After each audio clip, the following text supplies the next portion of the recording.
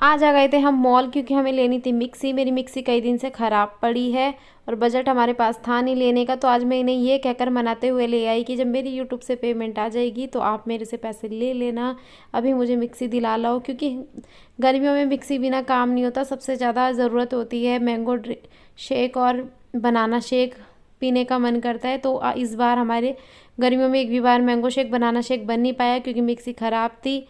तो मॉल में अगर हम आ जाते हैं ये इलेक्ट्रिक डिपार्टमेंट में, जहाँ पर हम मिक्सी देखते हैं। लेकिन अब जब हमने मिक्सी देखी तो हम हक्के बक्के रह गए, क्योंकि सबका रेट 2-2.5 हज़ार से ऊपर था।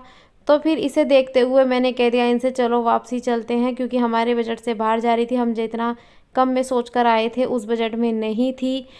तो अब यूट्यूब से पेमेंट तो पता नहीं कब आएगी, कब चैनल चलेगा, लेकिन अभी तो बजट नहीं था। तो हम लोग निकल गए यहाँ से वापसी।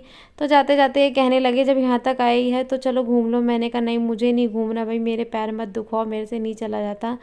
तो यहाँ पर ये घुमा रहे थे और फिर हम लोग देख रहे थे कि जब मैं पहले मौसी के साथ आई थी तो ये जो मॉल था, ये पेंटागन मॉल है हरिद्वार का, ये बहुत ज़्यादा चलता था। लेकिन अभी पहले इसमें बहुत रश रहता था, अभी ये बिल्कुल बर्बाद हो चुका है।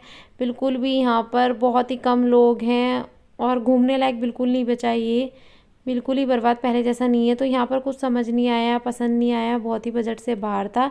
तो इस बार तो शायद मैंगो शेक ना पी सकें, अगली बार देखेंगे। तो यहाँ से हम लोग निकल गए, पार्किंग में आए, गाड़ी उठाई तो घर की ओर।